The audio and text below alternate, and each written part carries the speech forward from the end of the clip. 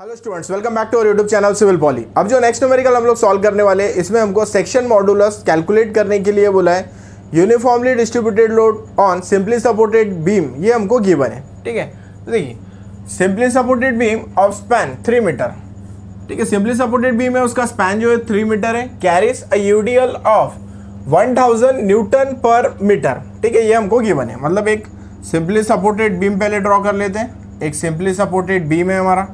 ठीक है, ये सिंपली सपोर्टेड बीम के ऊपर में यूनिफॉर्मली डिस्ट्रीब्यूटेड लोड जो है वो हमारा स्प्रेड है। ठीक है, उसकी इंटेंसिटी है 1000 न्यूटन पर मीटर और लेंथ जो है वो है हमारा 3 मीटर का length. Entire span length is 3 metre. ठीक है, देन उसके बाद में कैलकुलेट करने क्या बोला है हमको, मॉडुलस ऑफ सेक्शन या फिर सेक्शन मॉडुलस, ये हमको कैलकुलेट करना है। ठीक है, सेक्शन मॉडुलस जो है वो हमको कैलकुलेट करना है। ठीक है, तो यहाँ पर z जो है वो हमको कैलकुलेट करना है। z कितना है ये कैलकुलेट करना है। ठीक है, गिवन क्या है डाटा, अगर गिवन देखिए हम लोग तो ये span length l is equal to 3 metre given है। देन w की इंटेंसिटी जो गिवन है वो है 1000 न्यूटन पर मीटर, ये गिवन है हमको। ठीक है, permissible bending stress for the material is 9 MPa। ठीक है, तो ये भी देकर है हमको sigma B, permissible bending stress ये हमको दिया है 9 MPa। ठीक है, तो इतने पैरामीटर जो है वो हमको गिवन है। ठीक है, तो इसमें स्टेप बाय स्टेप सॉल्व करते हैं। पहले स्टेप नंबर 1 ले लेते हैं। स्टेप नंबर 1, ठीक है, तो स्टेप नंबर 1 में हम क्या करेंगे, यहाँ पर मैक्सिमम बेंडिंग मोमेंट जो है वो हम लोग कैलकुलेट कर लेंगे। ठीक है, तो सिंपली सपोर्टेड बीम में यूडीएल यूनिफॉर्मली डिस्ट्रीब्यूटेड लोड जो है वो एक्ट है उसके ऊपर में। मैक्सिमम बेंडिंग मोमेंट बताया था उसका WL² डिवाइडेड बाय 8 होता है। ठीक है, तो यहाँ से हो गया मैक्सिमम बेंडिंग मोमेंट। ठीक है, तो m जो निकालेंगे वो होगा हमारा WL² डिवाइडेड बाय 8। ठीक है, पुटअप कर देंगे m is equal to w कितना है हमारा 1000 multiplied by length is 3 metre.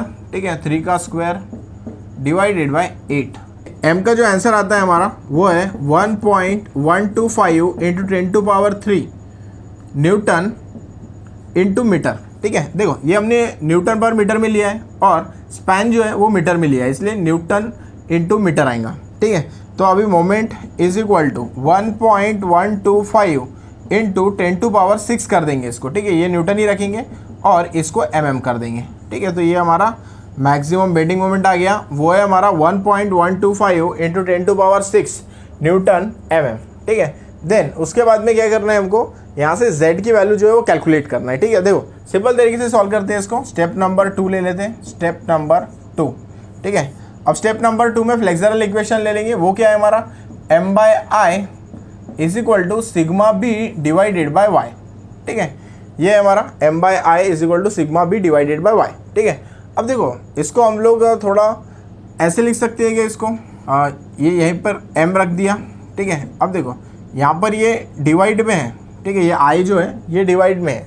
ठीक है, i यहाँ पर डिवाइड में, इधर में जाएगा तो यहाँ पे ऑब्वियसली मल्टीप्लिकेशन में जाएगा वो। ठीक है, तो यहाँ पे क्या हो जाएगा, ऐसे लिख सकते हैं इसको हम लोग i multiplied by sigma B divided by y ऐसे लिख सकते हैं। ठीक है, देखो यहाँ पे ये डिवाइड में था, इधर जाएगा ऊपर जाएगा मल्टीप्लिकेशन में, i into sigma B divided by y। ठीक है, तो इसको मैं थोड़ा एडजस्टमेंट करता हूँ, ऐसे लिख सकता हूँ इसको i by y into sigma B, ऐसे भी लिख सकते हैं हम लोग इसको। ठीक है, अब देखो हमने जब डेफिनेशन देखी थी सेक्शन मॉडुलस की, तो वो क्या होता है, it is the ratio of i divided by y। ठीक है, ये हमारा होता है z।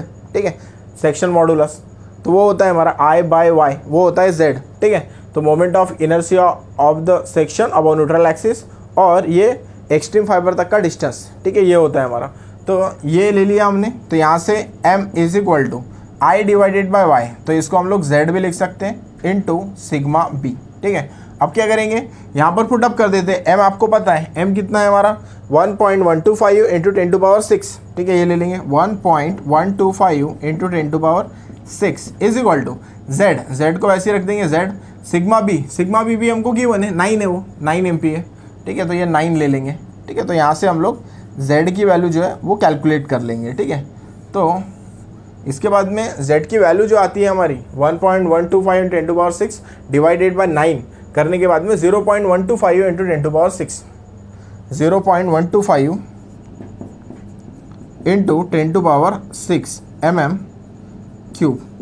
ठीक है, तो z का जो यूनिट है वो mm क्यूब में आता है। ठीक है, तो mm क्यूब में हम लिख देंगे 0.125 इंटू 10⁻6 mm क्यूब। ठीक है, तो देखो सिंपल न्यूमेरिकल था। इसमें क्या था, यूनिफॉर्मली डिस्ट्रीब्यूटेड लोड था, सिंपली सपोर्टेड बीम है, उसके ऊपर में एक्ट z जो है सेक्शन मॉडुलस या मॉडुलस ऑफ सेक्शन वो हमको फाइंड आउट करना था। लेंथ जो है 3 मीटर दिया हुआ था, वेट जो है वो दिया था हमको, यूनिफॉर्मली डिस्ट्रीब्यूटेड लोड जो था 1000 न्यूटन पर मीटर, इतना गिवन था।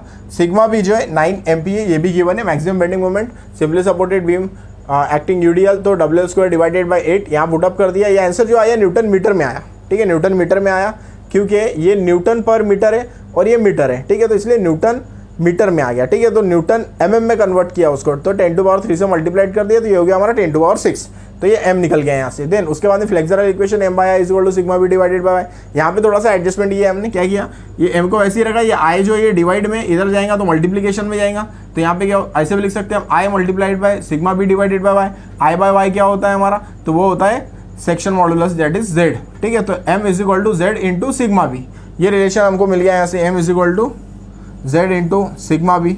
अब यहाँ पे पुटअप कर दिया हमने वैल्यू, m की वैल्यू हमने कैलकुलेट की थी 1.125 इंटू 10⁻6, यहाँ पे पुटअप कर दिया। z multiplied by sigma b is 9। ठीक है, वो पुटअप कर दिया, तो यहाँ से z की वैल्यू हमको मिल गई 0.125 इंटू 10⁻6 mm क्यूब। ठीक है, तो ऐसा न्यूमेरिकल आता है, सिंपल न्यूमेरिकल है। बस यहाँ पे हमको ये थोड़ा सा एडजस्टमेंट देखना है, ये जो किया है y/y ये। ठीक है, तो यहाँ पे बाकी सब चीज़ों की ज़रूरत नहीं है, बस मैक्सिमम बेंडिंग मोमेंट निकालना है। स्टेप नंबर 2 में हमको डायरेक्टली z निकालना है। अगर किसी को ये फार्मूला डायरेक्ट याद है m = z into sigma b, ठीक है, तो यहाँ पे पुटअप करके हम लोग ये डायरेक्ट निकाल सकते हैं। ठीक है, तो ये अगर इक्वेशन से याद रखना है फ्लेक्सरल के, तो ये स्टेप फॉलो करके आप लोग z की वैल्यू जो है वो इजीली कैलकुलेट कर सकते हो। ठीक है, तो ऐसा न्यूमेरिकल है, तो ये मेथड से हम लोग इसको सिंपल तरीके से सॉल्व कर सकते हैं।